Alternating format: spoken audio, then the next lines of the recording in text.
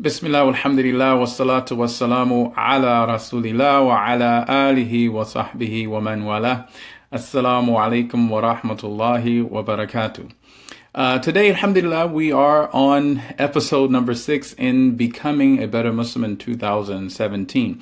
And before we begin with point number 6, I wanted to quickly go over the first 5 points, and I hope everyone has started to implement them. Number 1 was that it is important that we set spiritual goals. So in order to become a better Muslim, we have to set goals. In order to reach a target, we have to set that target. So that's number 1. Number 2 was that we develop good habits and good routines. So these good habits and good routines will make these good deeds and our efforts easy for us in order to help us reach those spiritual goals. Number 3 was that we seek Islamic knowledge. So in order to reach our goal, in order to become a better Muslim, in order to know what Allah subhanahu wa ta'ala loves and how to get closer to Allah subhanahu wa ta'ala, then we must seek Islamic knowledge. Number 4, we mentioned that we surround ourselves with good friends and environment. So having a good friend and being around in a good environment will help protect us and will help us reach our goals and preserve us, inshallah.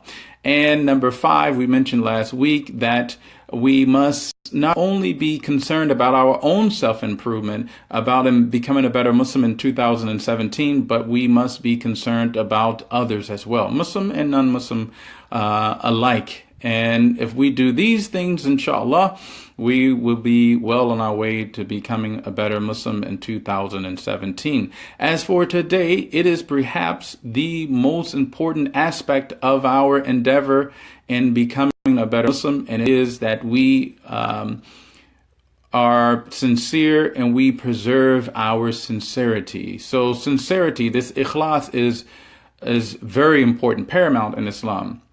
It is important because we know it is a primary condition for our deeds being accepted. So if we want all of this effort that we are doing to be accepted, it must be sincere.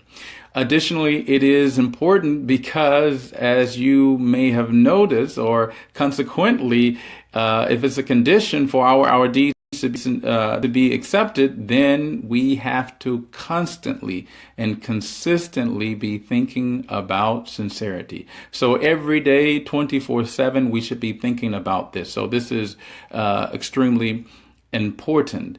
And lastly, what makes it important is the fact that it is difficult. Not only is it essential, but it is difficult. As a matter of fact, Sahal ibn Abdullah rahimahullah, he mentioned that this is the most difficult thing upon the nafs, the most difficult thing upon the self. So it is something that is difficult. Obviously, shaitan is going to vigorously attack our intention, because if he can corrupt it, then he has won. Then all that effort that you have done will not be registered. It won't qualify. It won't help us to get to paradise. Additionally, some scholars mention that sincerity is more difficult than the than the good deed itself. And that makes sense if you think about it.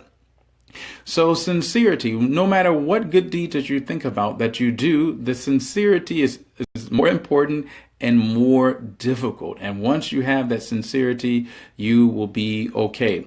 One hadith that establishes the importance of sincerity, and there are many ahadith and many verses of the Quran that establishes the importance of sincerity. But one of these hadith is a hadith that is collected by Imam an-Nasa'i, and it says that the Prophet sallallahu alaihi wasallam says, "Inna Allah la yuqbalu min al-amali illa ma kana lahu khalisan. Bihi wajhu." This is that the Prophet ﷺ said that Allah only accepts those deeds that are done with sincerity, those deeds that are done sincerely or purely solely for His sake. So this tells us, demonstrates very clearly that in our endeavor to become better Muslim, to get closer, we need to make sure that these deeds that we do are sincere. They're done for Allah's sake, subhanahu wa ta'ala. Additionally, perhaps the most well-known hadith in Islam, a hadith that is in the beginning of most or many Islamic books and many books of hadith is the hadith in which Allah subhanahu wa ta'ala, in which the Prophet sallallahu alaihi wasallam says, "Innamal a'malu binniyah." These are just the first few statements, and I think most of us are familiar with this hadith. But in essence, it mentions that deeds are judged by intention. Deeds are driven by intentions, and thus you will get what you intended. And this tells us that Allah subhanahu wa ta'ala is aware of our intentions. We know in this world, we hate insincerity, especially in the political realm, right? We hate insincerity, that people do things superficially, but we don't really know what's is in people's heart, right? But Allah subhanahu wa ta'ala is aware, and He will judge us based upon what we intended. So if we didn't intend to do something sincerely for Allah subhanahu wa ta'ala, then we will not be rewarded. Imagine that. You can do a great deed and yet no benefit. Ibn al-Qayyim rahimahullah, he mentions an analogy that still I think we can relate to today, even though this analogy is mentioned hundreds of years ago. But he mentioned that these deeds that are done with insincerity is like deeds, or it's like it's like dirt in a water jug being carried by a traveler. In essence, what he's saying is that in a water jug belongs water, right? And the traveler wants to have that water. He needs water, but yet it is as if there's no water in there. You're filling it with dirt, and so you're weighed down with it. Those good deeds require effort, and so those good deeds that you're doing that are not sincere, it's like dirt. It is weighing you down. It requires effort, and it gives you no benefit.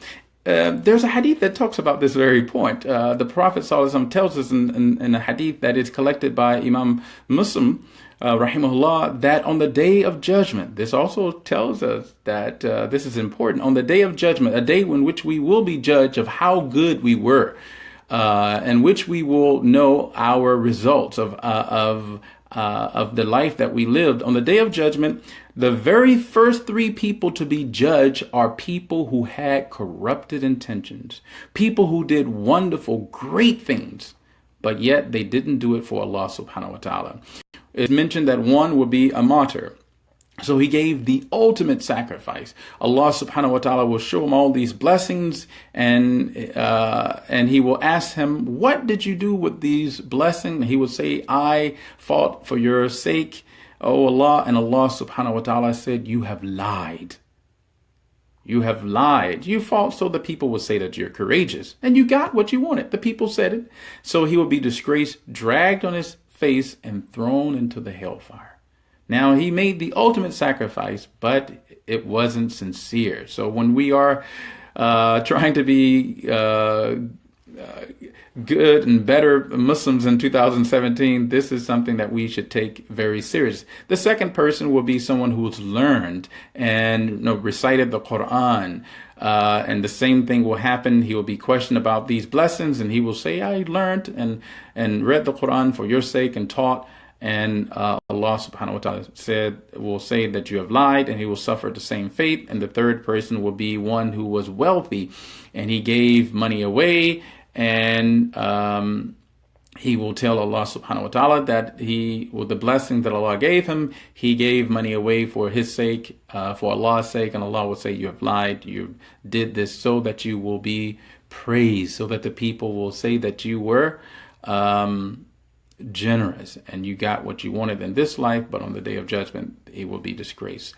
So this tells us that we also not only I'm pretty sure that most of us are sincere in our effort and our desire to become good Muslims, but we need to preserve our sincerity. So this is important as well, and this is why we need to preserve ourselves from those praises and be careful and cautious when praising others as well. So one of the things that we can do, and as we get ready to conclude, is that we can try to protect our sincerity by hiding our good deeds. Some scholars have even suggested, just like you hide your bad deeds, you don't want people to see that. And this is from Iman. This is a good thing. That you don't want people to see your bad deeds. You shouldn't, and sometimes you shouldn't want people to see your good deeds because you want to protect yourself from those praises. And naturally, no matter how much of an introvert or extrovert, or how much, no matter your personality, we love as human beings innately to be praised and to be loved and to be recognized. So, one of the things that we can do, again, as some scholars suggested, is sometimes we can hide our good deeds to protect ourselves from this fitna, from this challenge. And even we're told in the hadith that is collected by Imam Bukhari, rahimahullah, that that on the day of judgment, again, the day of judgment in which we will be judged for our life, there will only be 7 categories of people who will get shade on the day in which there will be no shade except for the shade of Allah subhanahu wa ta'ala. So all these billions of people are in need of shade, but only 7 categories will receive that shade. And one is a person who was concerned about his sincerity. Is a person who used to give charity so secretly that his left hand didn't know what his right hand was given. Meaning that he was so secret in his giving of charity that no one knew what he was given.